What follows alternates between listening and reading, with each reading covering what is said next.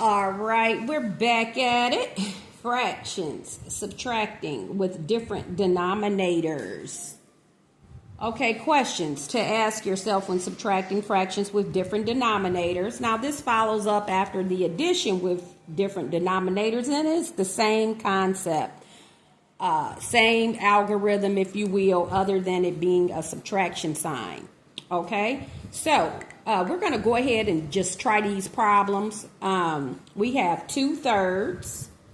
Okay, remember, this is the setup. So this is more or less a template.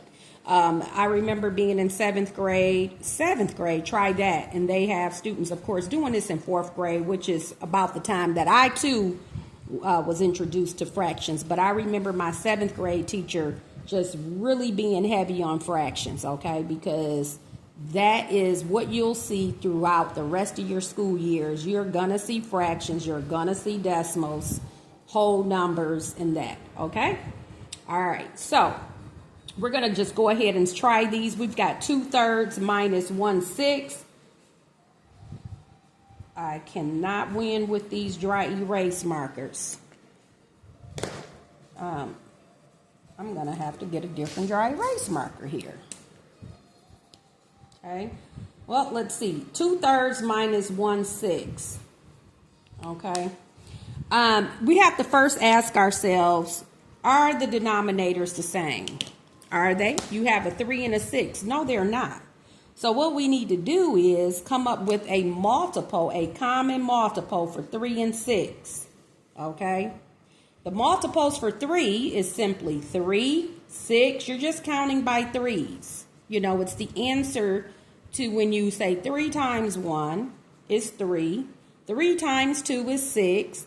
3 times 3 is 9. You're basically just counting by threes to get the multiples.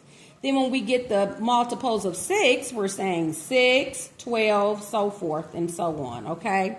Now, we're going to circle the lowest common multiple. That's where that term comes from, lowest common multiple. You'll see it says LCM, lowest common multiple, okay? So it's 6, clearly. We look at the 3 and the 6. 3 can go into 6 evenly, and 6 definitely can be divided by itself, so, and is a multiple of itself. So we know that 6 is that lowest common denominator, lowest common multiple, same thing. Denominator and common multiple are the same thing. Okay, I just highlighted that or underlined that on this template here. All right, 3 times 2 is 6. 2 times 2 is 4. Remember, we multiply the numerator by the same number that we multiplied by the denominator to get 6. So that's that times 2. And then down here, we're multiplying by 1. Simple. Okay? 1/6 is equal to 1/6. Okay? Now we're going to go ahead and subtract. 4 minus 1 is what? 3, and we leave the denominator the same. Our answer is 3/6, okay? But is it in its lowest terms? No, it's not. Do you remember what we used to rename the fraction in lowest terms? Oftentimes you would hear to reduce the fraction, when in fact we should never use the word reduce because we're not making it smaller. When you reduce something, you're making it smaller. We're renaming it in lowest terms. So if we have 3/6, that's the same thing as what? 1/2. You've guessed it, 1/2. 3/6 is 1/2. Because we divide both by what? 3. 3 is considered a what? A factor. It's the greatest common factor for 3 and 6. Greatest common factor. Remember, factors are the numbers we multiply to get a number. 3 times 1 is 3. 3 times 2 is 6. So if I were to list all the factors for 3, what would I write? Think about the pairs, the numbers that you'd multiply by each other to get 3. We would get 1 and 3. And for 6, we would get 1, 6, 3, and 2. So 3 is the common factor. Okay? What I just explained is the factors for 3 are 3 and 1. You could write it in reverse order if you like. 1 times 3. But then for 6, it's 1, 2, 3, and 6. Okay, what's the common factor here in these rows? For 3 and 6, it is 3. We never use 1 because remember, if you divide a number by 1, you're going to end up with the same number. So we can never use 1. This is how we know the fraction is in its lowest terms, because now for 1 and 2, what's the greatest common factor? 1. That's how we know this is in its lowest terms. Okay? All right, so our answer is 1/2. Okay? Please keep in mind the difference between factors and multiples. Please keep that in mind as we're all moving forward. You're going to hear those terms a lot. Okay, let's try another one. Okay? We're going to try another one. All right, we're going to try 7/8, and that's here on the template. 7/8 minus 1/4. Okay, are the denominators the same? First question. No, they're not. When we're adding or subtracting fractions, you ask yourself, are the denominators the same? No, they're not. So we have to come up with the same denominator. How do we do that? We think about the multiples. The multiples of 8 is starting with 8. Then it would be 16. Well, the multiples of 4 is 4, 8. 8 will be your common multiple. Many times you can look at the denominators, and remember, that's the bottom number. Okay, so in this case, it's 8 and 4. Many times you can look at the denominator and see that maybe one of the numbers is a multiple of the other number. In this case, 8 is a multiple of 4, so 8 is our lowest common denominator. So we're going to write that over here.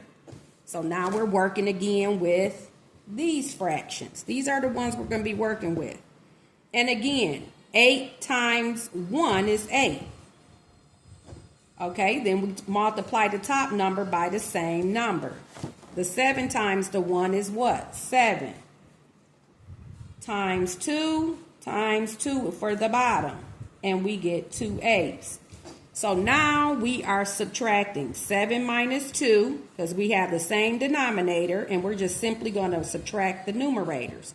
What's 7 minus 2? 5, and leave the 8 the same. Is 5/8 in its lowest terms? Well, again, if 1 is the greatest common factor for 5 and 8, it is in its lowest terms. Let's do it. Let's list the factors for 5. Let's list the factors for 8. Well, the factors for 5 is just 1 and 5 because it is a prime number. Remember, a prime number is a number whereby it can only be divisible by itself and 1. Okay? 8, we have 1, 2, 4, and 8. All right, what's the greatest common, the common factor, meaning the same? You know what, if you have something in common with someone, it's the same, right? So this is the common factor, and it is the greatest when I look at it, okay? So 1 is the greatest common factor for 5 and 8. Therefore, 5/8 is in its lowest terms. So this one was not as much work. Okay? All right. Let's go on and try another one here. Let's try 11/16 and 1/8. All right. Do you think you have to do much for this one? Remember, just like the last one we did. Let's look at our denominator. 16 is a multiple of 8. So I'm going to use 16 as the what? The lowest common denominator. Right there. 16. Because 16 is a multiple of 16. 16 is a multiple of 8. Okay? So we're going to be working with these new fractions. All right. Times 1 times 1. Times 2 at the bottom. Okay? I'm only circling it so you can see it. Okay? Now, 1 times 2 is 2. So 2 out of 16 would be the same as 1 out of 8. Okay? We're going to subtract now. 11 minus 2 is what? 9. 9/16. All right, when I think about the factors of 9, I get what? 1, 3, and 9.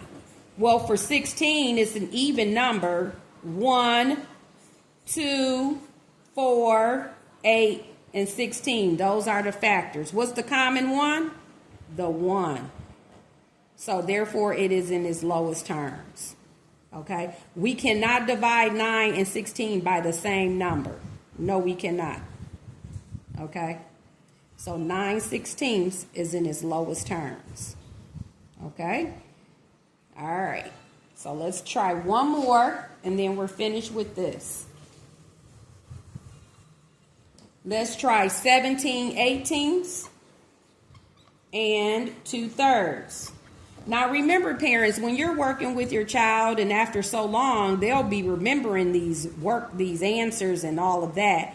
So you may want to go online, print out a worksheet, or they should be coming home with homework. They're going to have these kind of problems. Okay? Remember, you're working with your child just to help them. Okay? No one's saying take over the teacher's job. Okay? Because this is a certified teacher job. Okay? So let's continue. 18 and 3. What's a common multiple for 18 and 3? Well, looking at that, I know that I cannot multiply. 18 is not a multiple of 3. In other words, there's not a whole number that I can multiply by 3 and get 18. Oh, yes, it is. I am totally tripping. Saturday morning recording. 3 times 6 gives me 18. So I can use 18. All right. I knew that would have been kind of far-fetched for a 4th grader for it to not have been that. So, but at any rate, 17 at the top for my new fractions. I'm using those. And then at the bottom, what are we right here? I'm going to let you guess. What number do I multiply by 3 to get 18? Or in other words, 18 divided by 3 is what? 6. And do the same for the top number. What's 2 times 6? 12. So now these are my new fractions. 17 minus 12 is 5, and 18 would stay the same. Is this fraction in its lowest terms? How do you know? 1 is the greatest common factor for 5 and 18. 5 is what kind of number? Can you guess? Composite or prime?